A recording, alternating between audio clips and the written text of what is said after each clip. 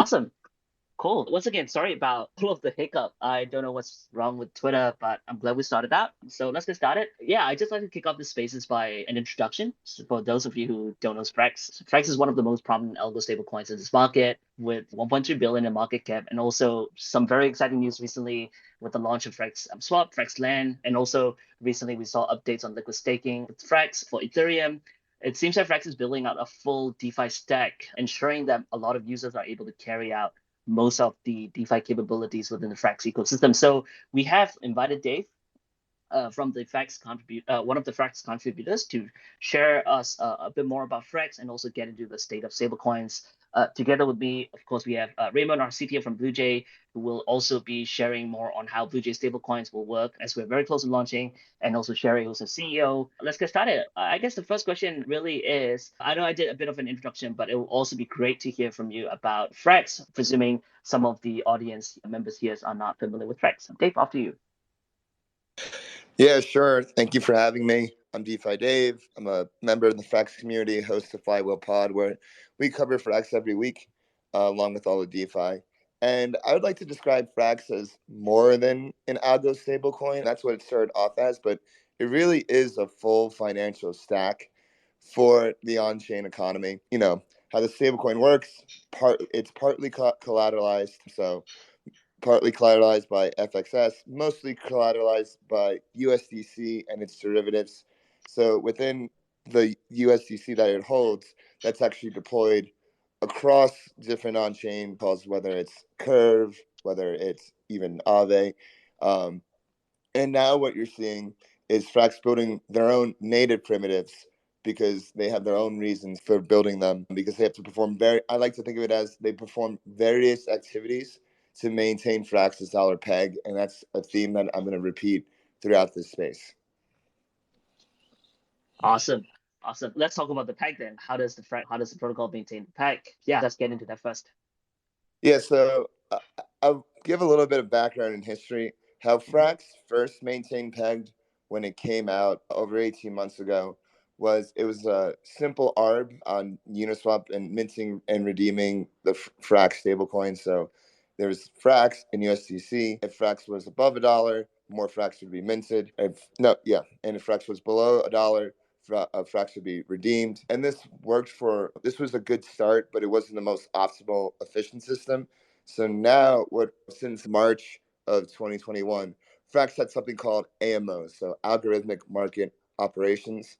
This is the equivalent of the Federal Reserve's open market operations. So market operations, the Federal Reserve will perform activities in the economy to make sure the dollar is in line with inflation, which is ironic. Frax with AMOs will perform actions on chain to maintain a dollar peg.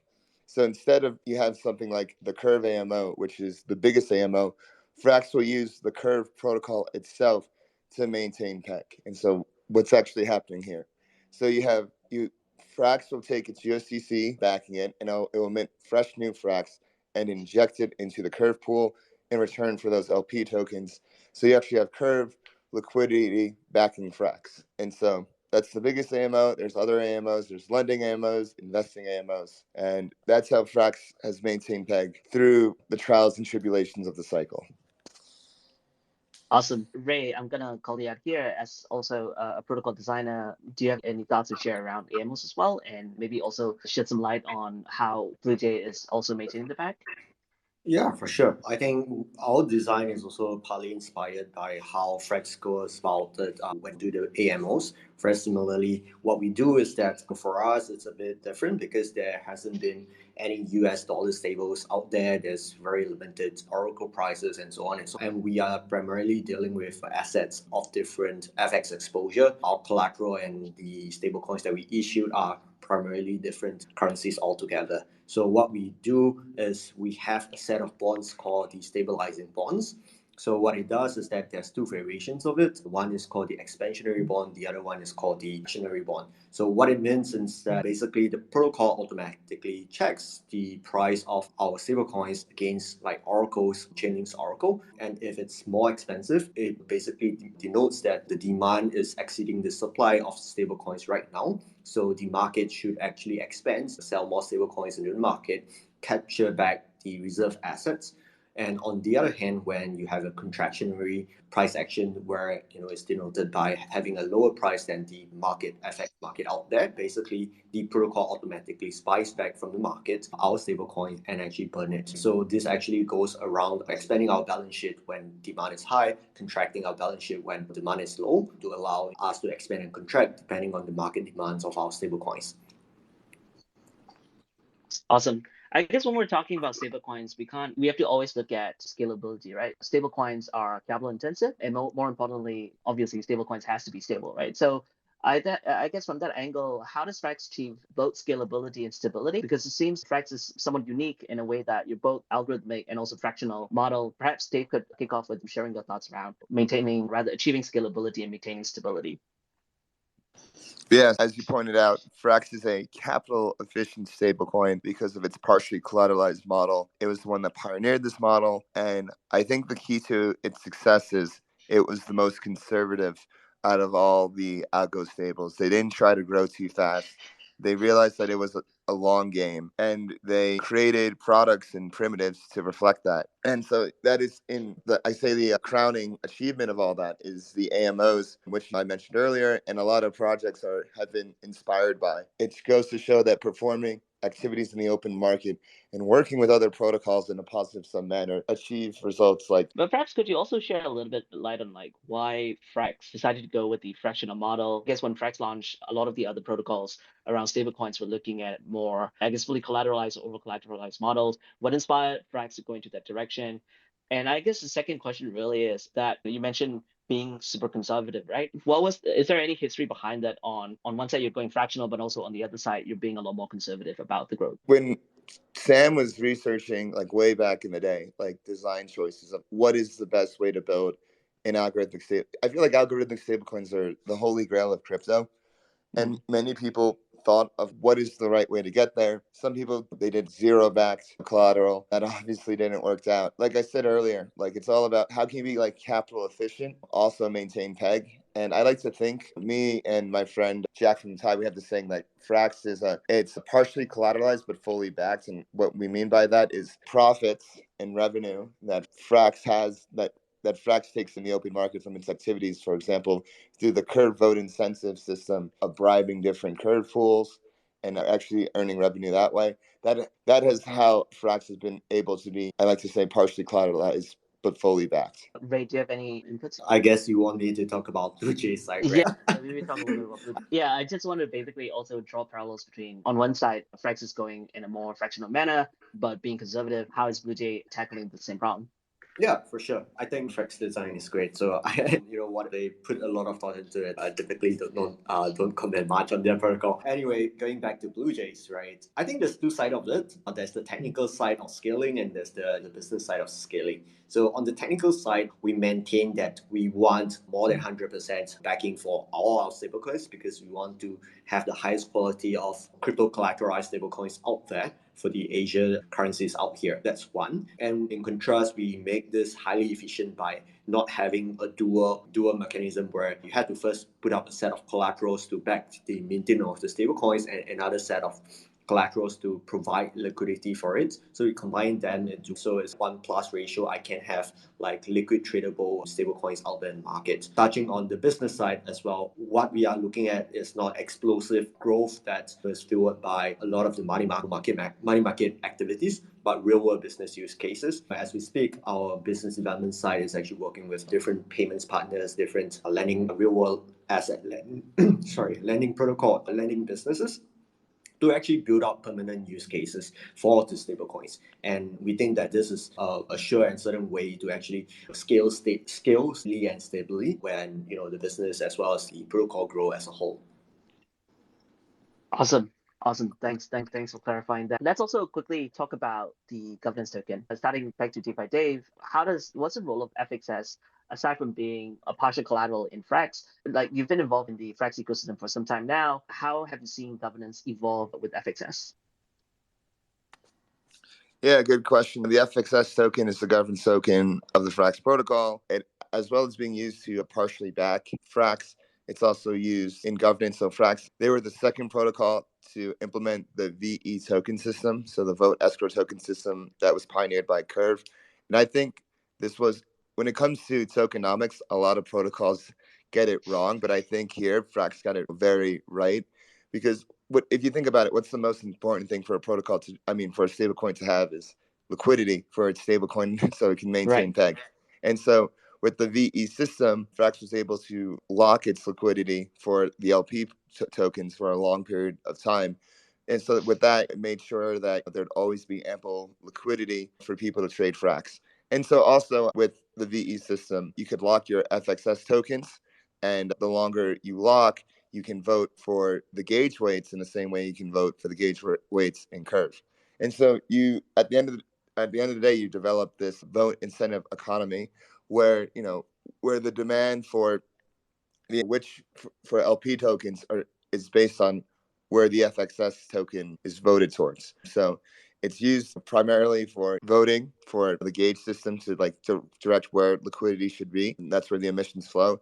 And also for general governance proposals. So whether it's to add a new gauge, whether it's to pursue new collaboration, whether it's to create a new AMO.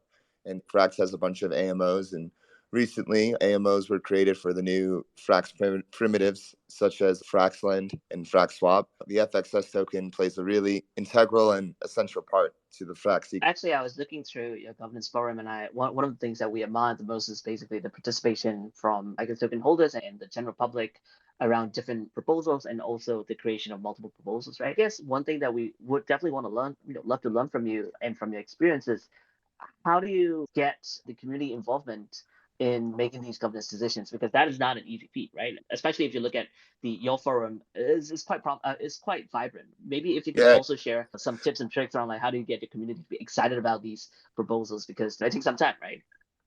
yeah, and even in a bear market, the Frax governance forum is as active as ever. I think the number one things is attracting long-term stakeholders to the community, and just straight up people who care. And I think Frax has done that in the way that it's marketed and presented itself to the wider crypto community. If you notice with Frax marketing, it's not trying to be flashy. It's not trying to be like, oh, get rich quick, anything like that. It's not attracting moon boys. No, the way Frax markets and presents itself is, hey, we are building the stablecoin for the future of France. And when people discover Frax, they might not get it at first, but then they'll do their own research. And when they do their own research, they come to conclusions in a way that incept themselves into believing, like, hey, like Frax is doing something that no one else is doing before. It's really breaking ground in not just stablecoins, but in all of DeFi. And it attracts these really loyal community members that will stay through thick and thin, no matter how, what the token price is, because they understand the mission of Frax, the mission of Sam, and the Frax team. And so I would say, like, attracting the right community members through the signal that it puts out to the rest of the world is the way it's foundation for having an active governance forum. Like, you need to have a solid community in order to have an active governance forum. And on top of that, I host Flywheel Pod, and one of the other shows that we have is Frax Check.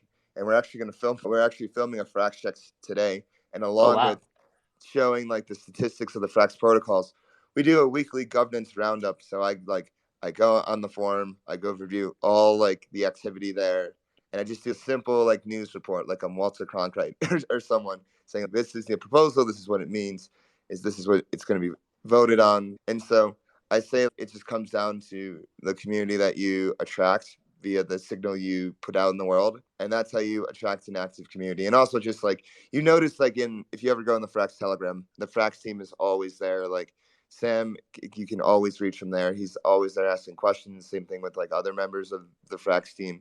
So I see the two most important things are being active in whatever group chat app that you have, and also the way you present yourself into the world. Wow. That's actually really good advice. Thank you. Thank you. Really appreciate that. Yeah, as we're going to be launching in a couple of actually now a couple of days, stressing out from the lack of a number of days that we have to prepare. But Ray, maybe you could also share about how we're thinking about governance, right? Particularly because I think what Dave had mentioned about not attracting, not particularly intentionally not attracting moon boys, but intentionally trying to build up longevity and building up loyalty through meaningful conversation and putting the right signals out there. Could you also share about how you're thinking about governance? Yeah, exactly. Right. So I think I share a lot of similar philosophy as Kai, Dave, and Frax have over here. The key point is attracting the right community, which is why we also avoid going direct with our communication saying that buy blue because it's going to the moon, or buy it because it has super high staking rewards or yield generation capabilities, or trying to say that our stablecoins has yield generation capabilities. Right. When it comes down to where we play on the governance token, I think one thing is that we've got to recognize that we are very early in the governance process, and we are trying to set up some kind of social norm to what that really means for us first. So I think our first cut of like the manifesto as well as what the blue really means is it is very akin to the governance vote, a typical company governed by equities or shares, right? Where you get to control major decisions, right? Where we are talking about rollout of certain things. For instance, like we talk about PSMs, FX clearing facilities, so on and so forth. But not just that, but also during the heydays or during the dark days, you are also talking about liquidation rights. So at the end of the day, what your governance token is actually also rights to certain assets, right? So when let's say I own Tesla shares and Teslas get liquidated, or the owners of the company decided to liquidate the book, then of course you get pro rata shares. So that's one hand of it. The other way is that when we move forward, we also want to talk about what's the best way forward, because the team we doing really well in our BD side of the things to reach out to lending protocols, to payments protocols, so on and so forth. But maybe the community members have a certain directions where they can better bridge us and link us to communities that can help us grow. In terms of growth direction, there's also you get a voice in there. Lastly, I think like what Frax do with the VE token systems, right? The VE token system is essentially an incentive system that allocate incentives or bonuses into certain activities such as like liquidity provisioning, right? For us, we are incentive system is definitely within our roadmap, and having the governance token, the blue token, definitely will get you to be able to vote on what kind of incentives goes to what kind of like pools, whether it's for liquidity, whether it's for staking, whether it's for protocol partnership, even grants, right? So this for us, I'm like saying that it's more an open book, right? Where when we really get it started and going, the world is not our oysters. I'll leave it as that for now. Okay, thanks for dropping some alpha, man. Yeah, I guess switching gears a little bit before we go into the second, or rather the section about state of stablecoins. I guess the second section of this conversation, perhaps Frax and DeFi Dave, one of the things that struggled a little bit in the beginning about Frax is this other concept of the inflation versus the stablecoin, which is called as FPI, right? Because typically you don't see that kind of this dual stablecoin approach in most of the projects. For those uninitiated, perhaps could you share a little bit more about FPI? What does it do? What does it mean? And how does it tag itself to the CPI? What are the use cases? Yeah, so FPI stands for Frax Price Index. It's a stablecoin that follows the rate of inflation to the American CPI. So the American CPI, it updates every month, and then FPI will adjust its peg based on the CPI. And this is Frax's answer to, oh, if the dollar goes out of control, or oh, like if there could be an alternative reserve currency system to the dollar, what would it look like? And so Frax's answer is FPI. I imagine in the future that FPIS holders, which are the governance token of the FPI token, FPIS holders can vote on new inputs to FPI. So maybe they can get an API to cars.com to follow the price of car inflation, or go to Amazon.com, do the price of electronics inflation. The possibilities are endless there. And so I like to think of FPI, and you ask what are the use cases for FPI, and I like to think of it as a savings account, but just on chain. So you can just, instead of having to hold dollars and be at the mercy of inflation, you can just hold FPI. And let's say if you're a DAO and you're trying to preserve capital and preserve value, I would much rather hold FPI than a stablecoin or a volatile token. So does it mean that you could effectively hold FPI to hedge against the US dollar inflation as well as other currencies, right? Even if you're Yes. holding other currencies, you could still hold FPI to hedge yourself against that, right? Yes, exactly. Is this one of the first ones to be tackling this problem of inflation? Yeah, so FPI is the first stablecoin that has been pegged to the consumer price index. Awesome. Awesome. I'll take a deeper look at it. That's actually really interesting. Could you perhaps also share about this new Frax's approach of building a whole, I guess, stack of DeFi applications, your own lending pools, your own swap pools, etc.? How did those came about, and perhaps how do they like what kind of role do they play in the overall Frax ecosystem?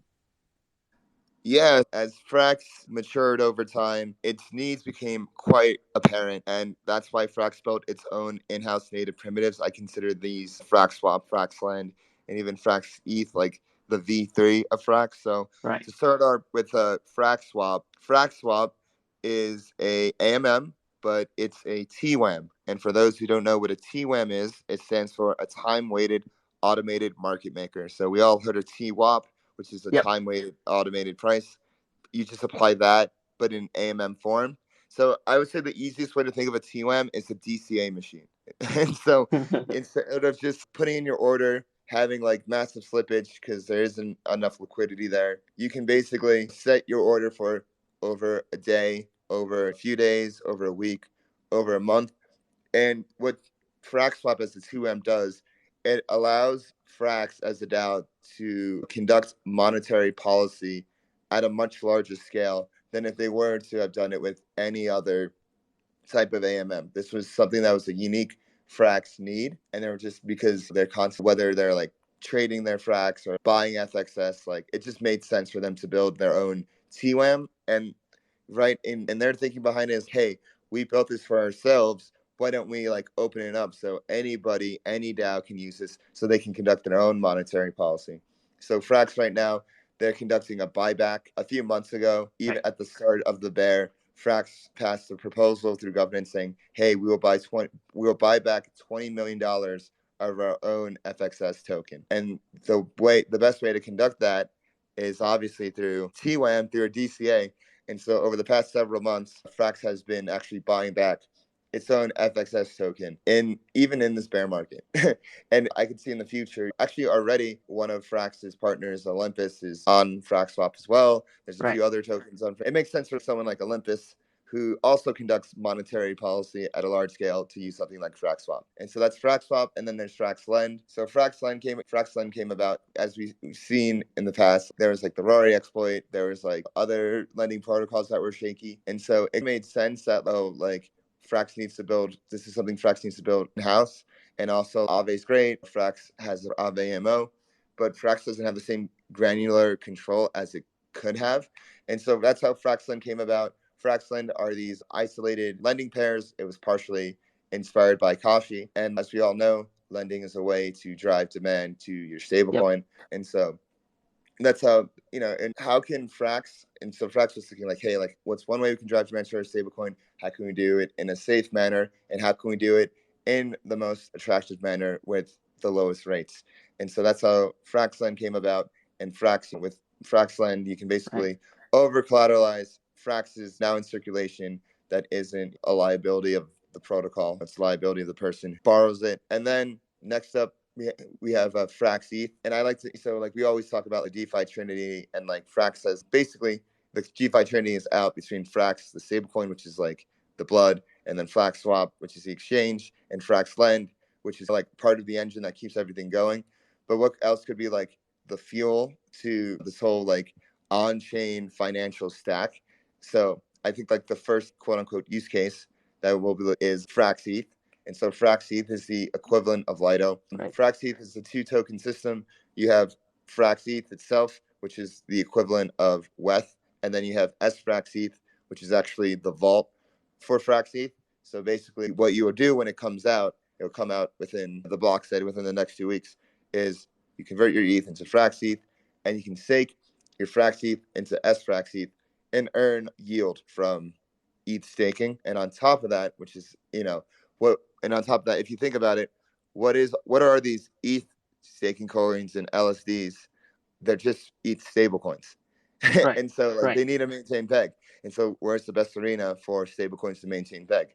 Curve. Yeah. Which protocol has mastered, not only has mastered like maintaining peg, but also is the most tightly integrated within the Curve ecosystem? It's Frax. And so Frax has all this convex, and all its partners have convex and Curve. And so once Frax, ETH, and ETH that pairs live on Curve, they're just going to direct rewards there. And that's another arena you can also earn yield. And so there'll be two places to earn yield. And since not all Frax ETH will be staked in SFrax ETH, SFrax ETH will always have a little bit higher native yield compared to its different competitors out there. So the way they architect this system was very elegant, very intentional, very smart, and I'm really excited for it to go out. I think it will make a big splash once it does. And so Frax really has this full financial stack. And I didn't even get it's amazing. Like the Frax team is only like 8 people, and they created all Wow. these different yeah. And this is How did it? everything they Wow. this is all that. This is 5 months. This is 5 months of shipping, and the last thing they're going to ship is Frax Ferry, which is a really cool native. I wouldn't even call it a bridging system. I don't have that much information about it, but Right. basically with Frax Ferry, with all the bridge hacks and everything, instead of Frax being redeemable on all the chains, Frax will still be like in circulation on a number of different chains, but all Frax will be redeemable on ETH. I'm Oh really wow. excited. Okay. Yeah, so they haven't released too many details of that, but they will soon. That will be like the final piece. And then from there, I always view like Frax ETH as like the first quote unquote like real world use case of Frax, and like the easiest way. I mean, like the Frax describes itself as a stablecoin. It's 100% on chain. It's 100% on chain. That's what Sam always says. And so Frax ETH, it just makes sense as like the first go to market like real world quote. Even though it's not like real world how we think of it, it is like real world in a sense Right. because yeah, I think people realize this, but there's no way to track the history like on chain of like validator Yep. history. And so like in a way there's some trust assumption there. So this is like the first test of like real world assets, and I imagine in the future that something that Haim Salman always talks about and what we talk about together is the real world needs to come on chain. Like on chain doesn't need to go into the real world. Frax isn't going to go out there and set up entities and do all that stuff in order to facilitate loans. It's going to be the other way around. Like what I imagine in the Hmm. future is it's funny. Like I saw recently a real NFT of real estate on chain, and it sounded super complicated. It was like, oh, you have to make an LLC. The Yeah. LLC like buys real estate, and then like it's 100% that. Then you wrap it and tokenize it, and then you put in an NFT. But it sounds like a huge, so many steps. It sounds like you could argue, is it a security? Is it not a security? I don't know, but it just sounds like a lot of steps and a lot of risk. What I'm looking forward to is the future where the housing deed itself is an NFT, no wrapping, no BS like that. And then like with Fraxland, in the future they're gonna have custom term sheets. So it's not just like, oh, like a variable rate that goes up and down. No, you can set up like your own rate, you can set up your own duration. Oh, I'll pay back this loan at this time. This is the rate. And so like you have custom term sheets. And one of the custom term sheets can be for real estate. And so you can have the NFT as collateral and set your custom rate. And I think I've said earlier, like Frax is thinking for the future and building ahead for the future. And it's taking one step at a time. But like, I see like that as like the ultimate end game, and basically all these different primitives playing into each other, whether it's like Frax Swap, Frax the stablecoin. Right. It's quite elegant. Even though you said it's going to be building for the future, basically you guys have shipped the Frax team has shipped incredible amount of products in just 18 months. What you described, it doesn't seem like that far of a future to me. Yeah, no, it's here. Like it's here. The future part is just scaling it up. Yeah. It seems like in terms of the product philosophy as well, it seems like you guys are pretty much driven by getting the monetary policy to be strong, understanding and managing the risk, and then figuring out where the money is going to come from, instead of going out there and really trying to grow. But instead, what you're trying to do is to build up the foundation really well, really robust first, and then scale up. Is it fair to say? Yeah, for sure. I think Frax has. I think there's two parts of the Frax Foundation. First is the one to describe like building very strong primitives within for Frax's own needs, and then the second part is being a positive sum actor within the wider crypto ecosystem. Was the first to recognize that Curve is a shelling point, is the shelling point for stablecoins and that convex was the integral layer on top of that. And so Frax was the first to actually farm and hold convex, and actually holds the most amount of convex. And also, like, the way Frax conducts itself and works with other protocols, Frax is open to working with almost everyone. Frax's philosophy is we grow stronger together. And that's also seen with Frax was the first one to partner with Olympus. And to this day, they still have a very strong partnership together. I just interviewed the Olympus guys in Indigo, and they go into how much respect they have for Frax and how Frax has been leading the way and really been a shining example for the rest of the space. Yeah, I gotta ask this question since also you're quite close to the team. Do they even sleep, man? So Do there's they a even lot. what? Do they even sleep? Do they even sleep? So the Frax team is all over the world, so there's always somebody Ah, like online to make sure everything's like all good.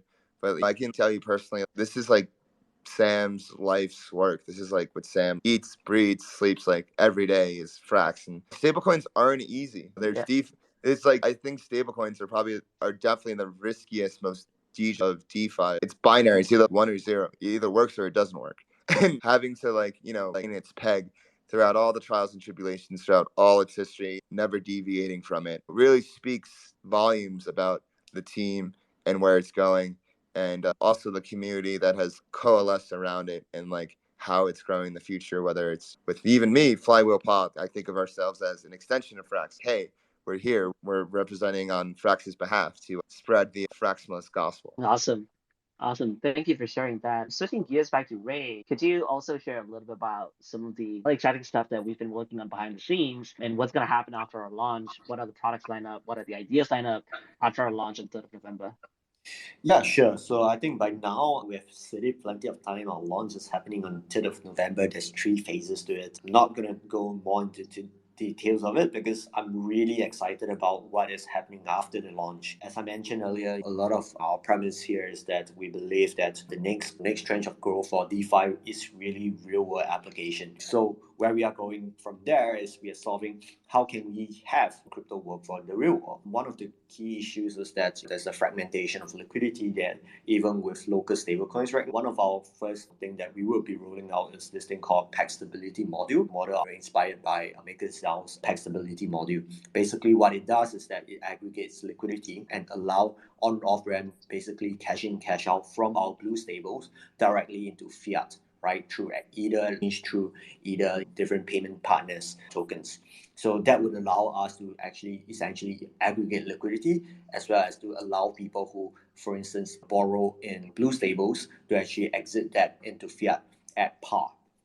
So the key point is that we want to ensure that there's a par swap. That means it's 1-to-1 when you swap between, let's say, the blue stables directly into fiat. So that's one of our key area of growth as we go out. The next area is actually FX clearing. As we recognize during our launch phase, we are starting out with a small liquidity pool, but because we are in talks with our partners that potentially could lend up to $20 million, right? And on the small liquidity pool, that is going to be an issue. Our FX clearing module will come in to actually solve this issue by basically providing a fixed rate swap without any slippage, clearing from, let's say, US dollar stables directly into SGD stables. That's also a key area.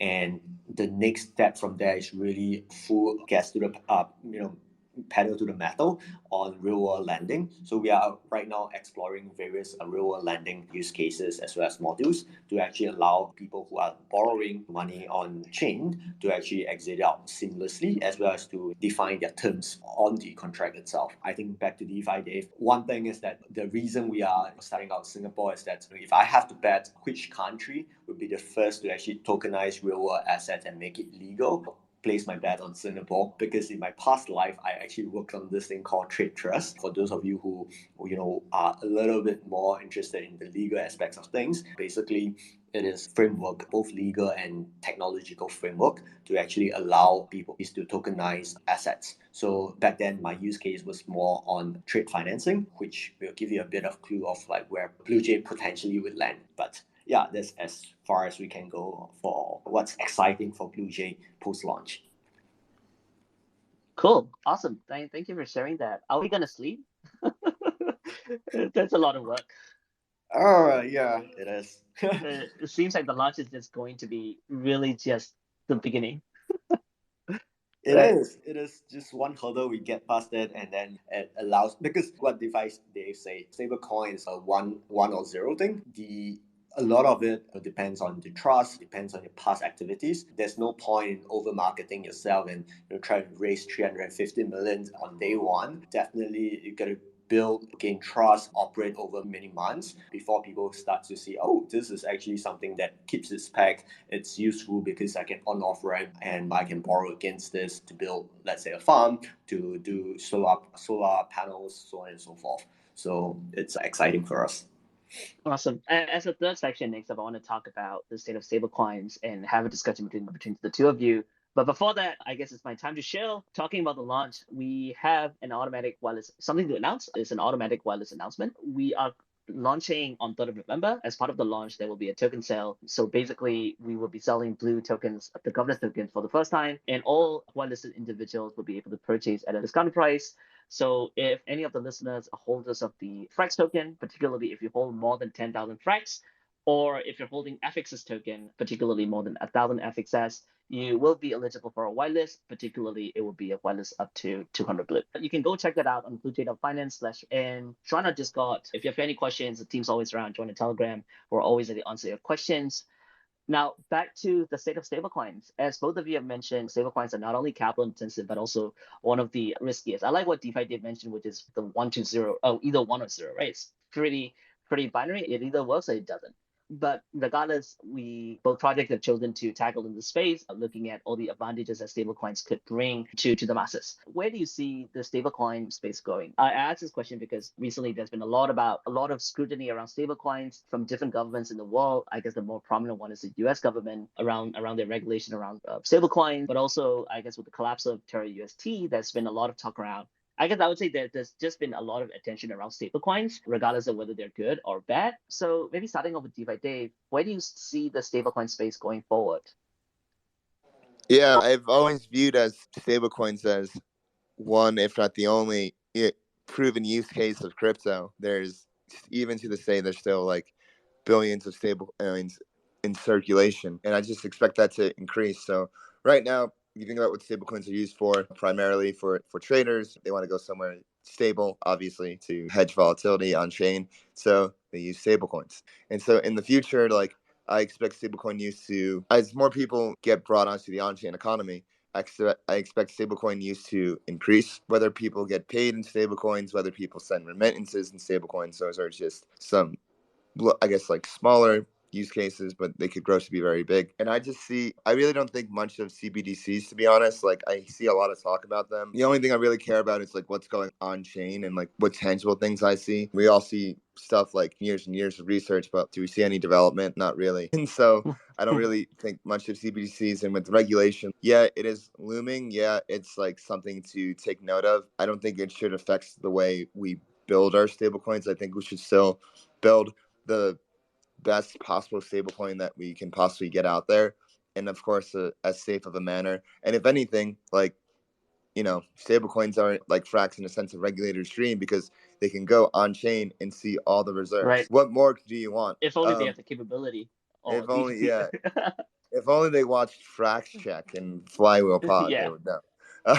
If only. Even with all the clouds looming, I am optimistic about the future of stablecoins. That's why I'm here, and that's why I am a Fraximalist. Awesome. Ray, I guess I want to also hear a perspective around, I guess, the state of stablecoins, given also, I guess, your interesting background while working with the government. I guess if anyone's were to share how governments think about regulating stablecoins and how they think about CBDCs, and particularly also why they haven't shipped anything, right? After so much talk and after so many research and millions and billions, if not billions of dollars thrown into research, why isn't there any? Yeah, for sure. So I think I have a bit of different view when it comes to where stablecoins or where DeFi or even where blockchain technology really lies or where it fits into the future, right? I do see it fading into the background and not being one of the biggest. It's not going to be used for retail payment. It's not going to be used for retail like products, but rather it will be used for where we'll be seeing business doing settlement and clearing between each others using stablecoins. And we are talking about volumes and not really like the retail level of this is $5 for pizza, because when you do $5, you are very worried about gas fee. Where Ethereum is well positioned. It has a highest level of security across all chains. It's great for clearing millions of dollars, even for financial institutes. So where I can see the next bit of growth is financial institutes, family offices, remittance companies. These are the ones who are getting really interested in this. And for projects who are requiring large amount of finances, for instance, like infrastructure projects, which might need between $5 million to $20 million worth of loan, DeFi is a great place to actually attract investments from, and and also structure the products in a way that it doesn't really requires that these companies to raise funds from only accredited investors. So this is where I think stablecoins is going to be really interesting in, because where once you can find real world financial applications, that's where you can involve large amount of funds to come in and use like the stablecoins. And by then, basically, you would have volumes, you would have legitimacy. And that means everyone on this call is actually very early, because right now, none of these large funds are coming in. At most, they are holding like USDC in their reserve, and they don't really know what to do other than to lend it to a market maker or put it in. We know where the story goes, right? But once you give them opportunity to actually say, I'm a fund in the US and I'm trying to invest in this Philippine project and building a toll road, I'm trying to invest in this Singapore project that is doing retail solar panel project.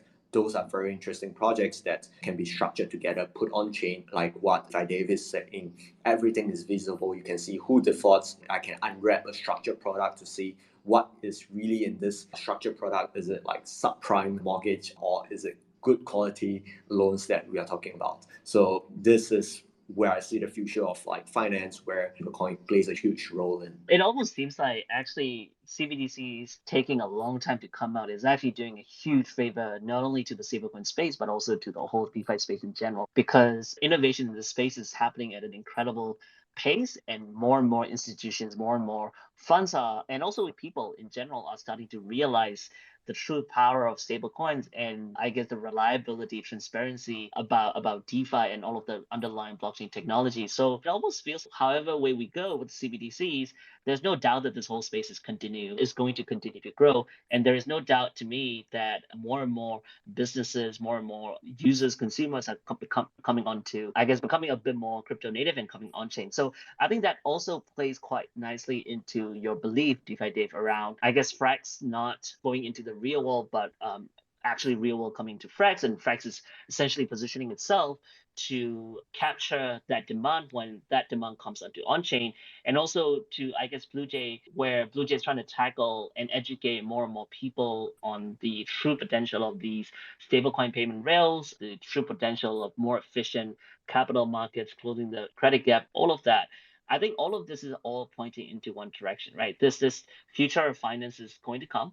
It's probably going to be built around crypto, and it is probably going to have a lot of impact on society. And a lot of that infrastructure is being built today, whether those are stable coins or DeFi lending or DeFi capital markets. So on that statement, I guess between the two of you, how far do you think that future is where everything is actually visible on chain? It's a great when the saying goes, first slowly, then all at once. I say a lot. At least I'm probably so hard. Don't know.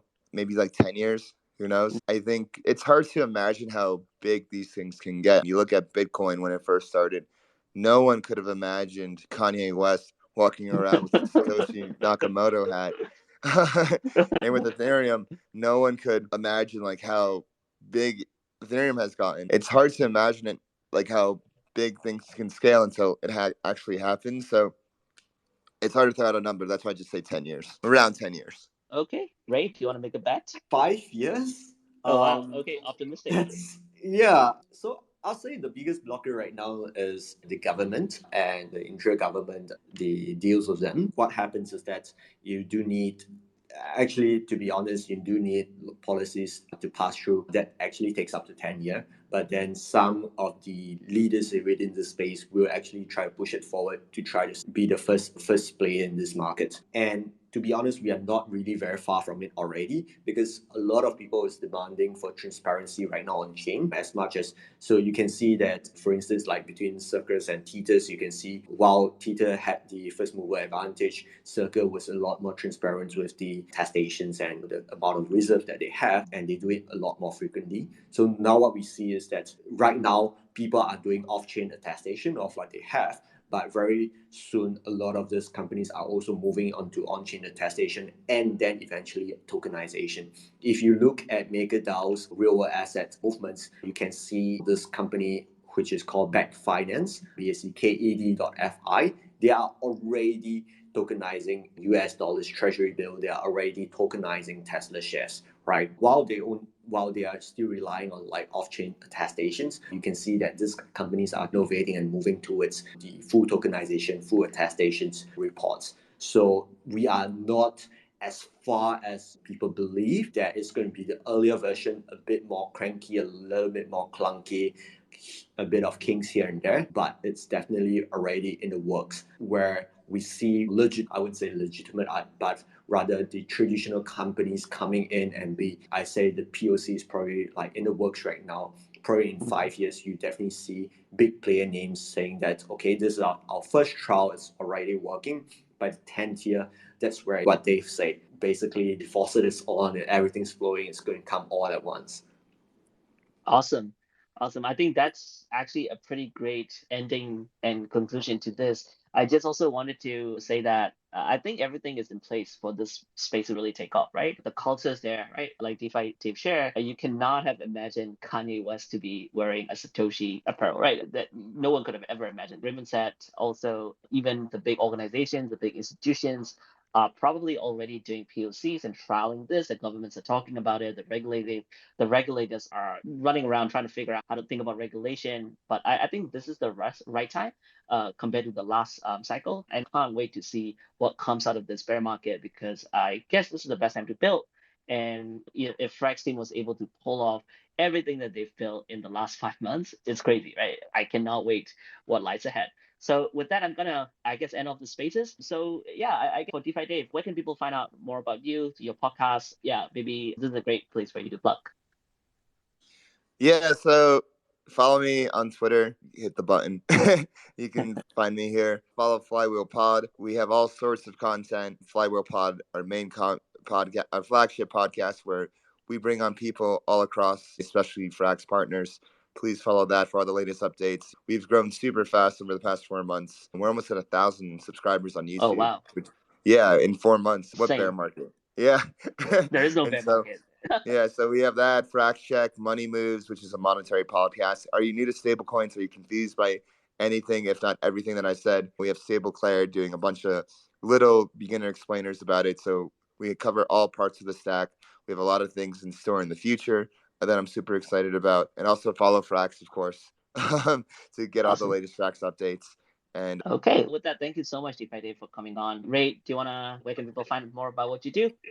No, just go ahead and follow Blue Jay. It's basically everything about stablecoins. Follow me if you are boring and you like tech stuff. Yeah, Or maybe they like penguins, man. all that. Yeah.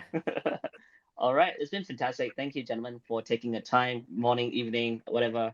And thank you so much, everyone else, for joining. Just remember to follow us on Twitter. It's at Blue Data Finance. And if you're interested in our protocol, head over to Blue Data Finance. We have a whitelist going on. It's going to end pretty soon. So this is the best opportunity for you, and probably the last couple of days for you to get whitelisted.